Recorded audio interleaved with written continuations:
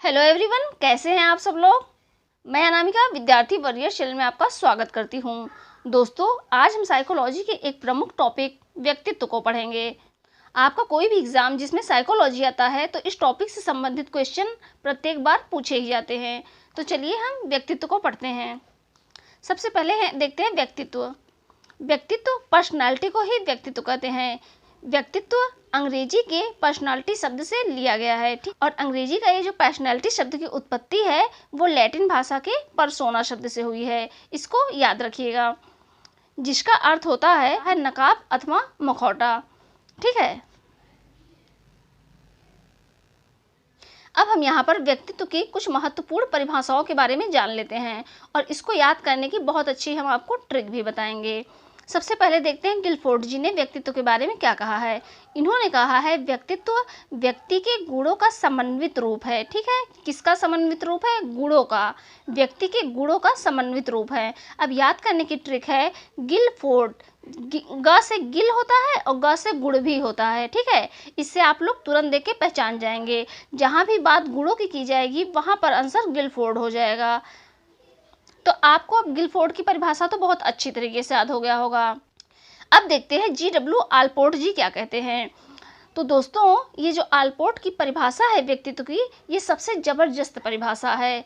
इस परिभाषा में समस्त व्यक्तित्व को इतने बेहतरीन तरीके से बता दिया गया है, तो समस्त व्यक्तित्व का गुण ही इस परिभाषा में समाहित है।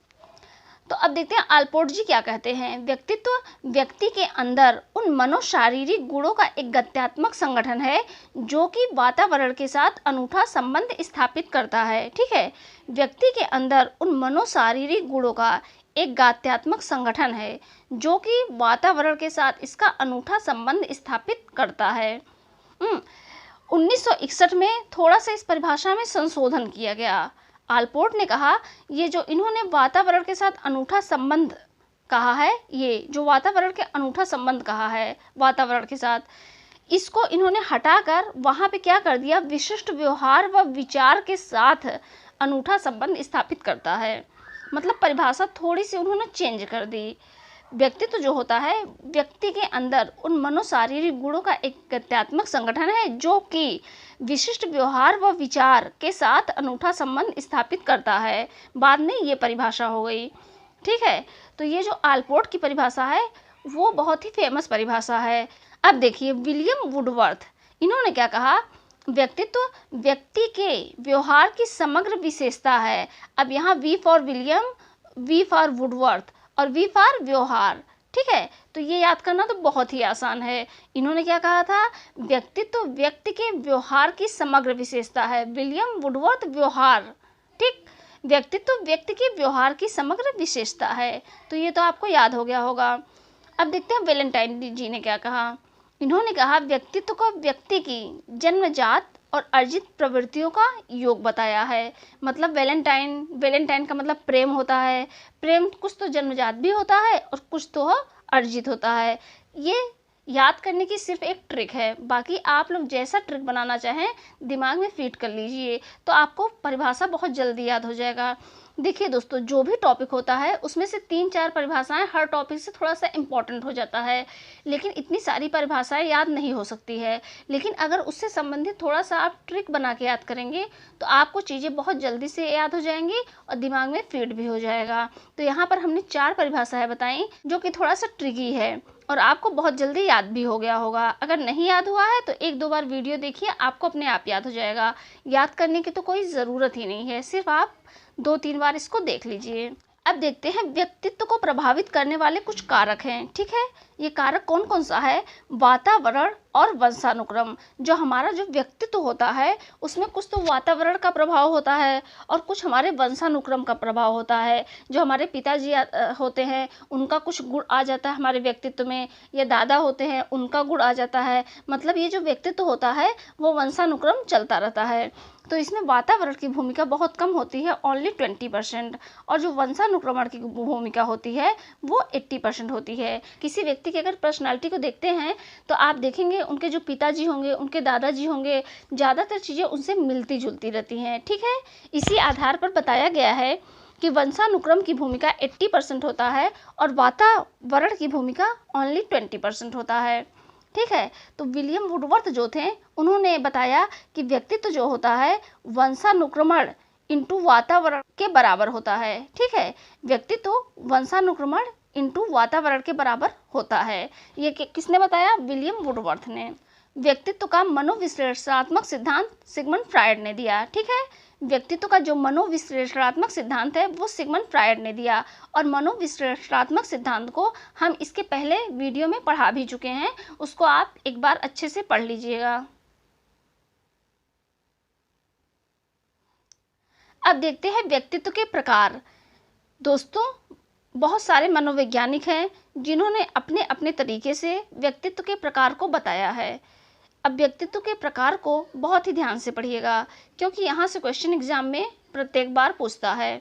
युंग ने जो व्यक्तित्व के प्रकार दिए हैं उनका सबसे ज़्यादा फेमस है। तो युंग के अनुसार इन्होंने व्यक्तित्व को 3 भागों में बांटा है। ठीक है, व्यक्तित्व को इन्होंने 3 भागों में बांटा गया है। पहला क्या है? अंतर्मुखी व्यक्तित्व। दूसरा क्या है? बहिर्मुखी व्यक्तित्व। और तीसरा क्या है? उभयमुखी व्यक्तित्व। यहाँ बहुमुखी गलती से टाइपिंग हो गया है, तो यहाँ आप उभयमुखी लिख लीजिएगा। ठीक है, उभयमुखी व्यक्तित्व, अंतर्मुखी, बहिर्मुखी और उभयमुखी व्यक्तित्व। ठीक है, अब इसके बारे में थोड़ा सा डिटेल में पढ़ते हैं। जो अंतर्मुखी व्यक्तित्व वाले लोग होते हैं वो थोड़ा सा एकांत प्रिय होते हैं, चुपचाप रहने वाले लोग होते हैं। ये लोग अपने काम में व्यस्त लोग होते हैं। आपने देखा होगा कुछ लोग होते हैं बहुत कम बोलते हैं, बहुत ही सीमित बोलते हैं, सोच समझ कर बोलते हैं, और ये लोग ज़्यादा किसी से घुलते मिलते नहीं हैं, मतलब सामाजिक भावना का थोड़ा सा अभाव होता है।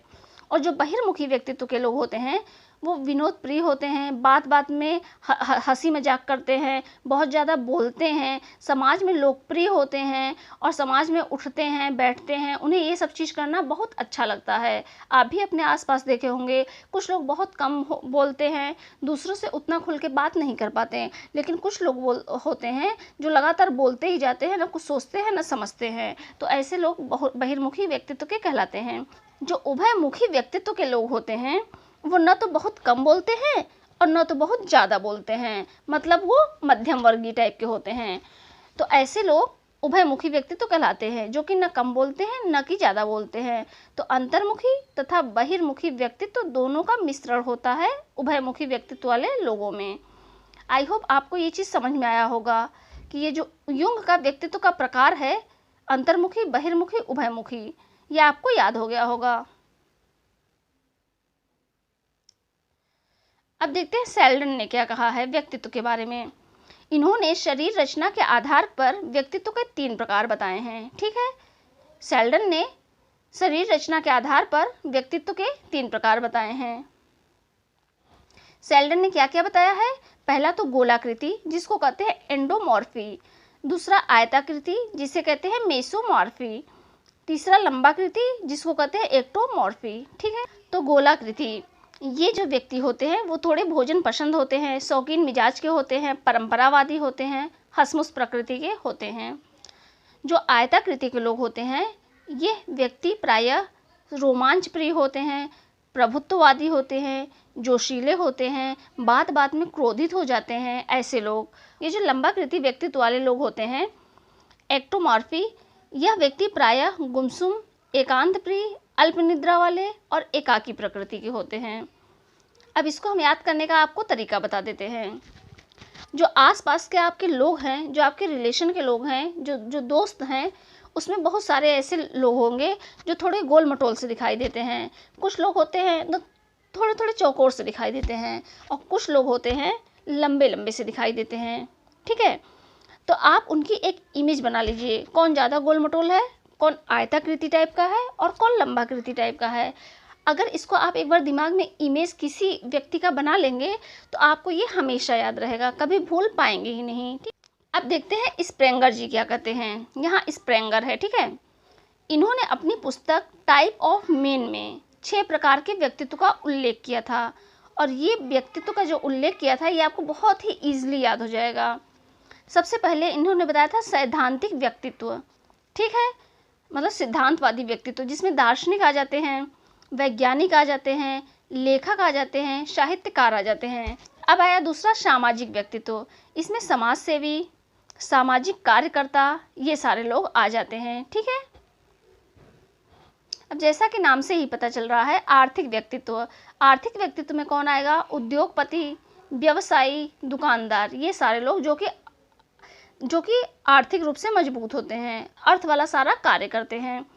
अब राजनीतिक व्यक्तित्व, इसमें प्रधानमंत्री, राष्ट्रपति, विधायक, सांसद, जो भी राजनीति में हैं वो सारे राजनीतिक व्यक्तित्व वाले कहलाएंगे। जैसा कि नाम से ही पता चल रहा है धार्मिक व्यक्तित्व, संत, पुजारी, साधु, पादरी, मौलवी, ये सारे धार्मिक व्यक्तित्व वाले लोग हैं। सौंदर्यात्मक व्यक्तित्व, मूर्तिकार, चित्रकार, संगीतकार। ठीक है, तो स्प्रेंगर ने ये 6 प्रकार के व्यक्तित्व के बारे में बताया है, जो कि आपको देखते ही इजी तरीके से याद हो गया होगा। अब देखते हैं थार्नडाइक के अनुसार। थार्नडाइक ने विचार के आधार पर व्यक्तित्व के 3 प्रकार के बताए हैं। ठीक है, अब इससे दोस्तों बहुत डीपली क्वेश्चन नहीं पूछता है, सिर्फ प्रकार ही पूछ लेता है, इसलिए इसको बहुत ज़्यादा डिटेल में जानने की कोई आवश्यकता नहीं है। अब आप जान लीजिए कि इन्होंने थार्नडाइक ने 3 प्रकार के व्यक्तित्व के बारे में बताया है। स्थूल विचार वाले, सूक्ष्म विचार वाले, जो कि बहुत बारीकी से चीज़ों को सोचते हैं, और प्रत्यय विचार वाले। ठीक है, स्थूल विचार वाले, सूक्ष्म विचार वाले और प्रत्यय विचार वाले। अब देखते हैं क्रेसमर के अनुसार, इन्होंने 4 प्रकार के व्यक्तित्व के बारे में बताया है। पहला क्या है? एथलेटिक। ठीक है, एथलेटिक। दूसरा क्या है? एस्थेनिक। तीसरा क्या है? पिकनिक। चौथा क्या है? डिस्प्लास्टिक। ठीक है, डिस्प्लास्टिक। जो एथलेटिक वाले लोग होते हैं वो थोड़े हष्ट पुष्ट होते हैं, जो एस्थेनिक लोग होते हैं वो थोड़े दुबले पतले होते हैं, जो पिकनिक व्यक्तित्व के होते हैं वो थोड़े धन तक को होते हैं, और डिस्प्लास्टिक वाले विमूर्ति टाइप के होते हैं। अब यहाँ पे देखते हैं भारतीय दृष्टिकोण, मतलब भगवत गीता के अनुसार इसमें 3 प्रकार के व्यक्तित्व होते हैं। सतोगुण व्यक्तित्व, जो कि थोड़े आध्यात्मिक टाइप के होते हैं, संत टाइप के होते हैं, जो लोग झूठ नहीं बोलते हैं, दूसरों की निंदा नहीं करते हैं, मतलब जो सारे गुण होते हैं एक सात्विक गुण इनके अंदर होता है। ऐसे व्यक्तित्व के अंदर जो तमोगुण होते हैं ये लोग सारे गलत कार्य वाले होते हैं, मतलब कि दूसरों की निंदा करना, झूठ बोलना, मतलब जो सबसे निम्न क्वालिटी का माना गया है इसे तमोगुण व्यक्तित्व वालों को माना गया है। और जो रजोगुण वाले व्यक्तित्व होते हैं उसमें कुछ तो सतोगुण व्यक्तित्व का हिस्सा होता है और कुछ तमोगुण का, मतलब ये न तो बहुत अधिक सत्यवादी होते हैं न ही बहुत अधिक निर्लज्ज होते हैं। तो सतोगुण को सबसे अच्छा माना गया है, रजोगुण को उससे थोड़ा कम अच्छा माना गया है, तमोगुण सबसे निम्न क्वालिटी का व्यक्तित्व माना जाता है। यह है भारतीय दृष्टिकोण भगवत गीता के अनुसार। ठीक है, अब देखते हैं हिप्पोक्रेटिस के अनुसार, इन्होंने चिकित्सा के आधार पर 4 भागों में व्यक्तित्व को बांटा है। तो इससे भी बहुत डिटेल में क्वेश्चन नहीं आता है, इसीलिए हम इसको शॉर्ट में बता देते हैं। काला पित्त वाला व्यक्तित्व, पीला पित्त वाला व्यक्तित्व, अधिक रक्त वाला व्यक्तित्व और कफ प्रधान व्यक्तित्व। तो दोस्तों आई होप ये व्यक्तित्व वाला टॉपिक आपको अच्छे से समझ में आ गया होगा, और यदि नहीं आया है तो इस वीडियो को लगातार 2-3 बार देखिए, आपको पूरा व्यक्तित्व का चैप्टर एकदम प्रिपेयर हो जाएगा। तो दोस्तों अगर ये वीडियो आपके लिए ज़रा सा भी हेल्पफुल रहा हो तो इसे लाइक करें, शेयर करें, सब्सक्राइब करें। सब्सक्राइब करने से हम जो भी वीडियो अपलोड करेंगे वो सीधा आप तक पहुँचेगा।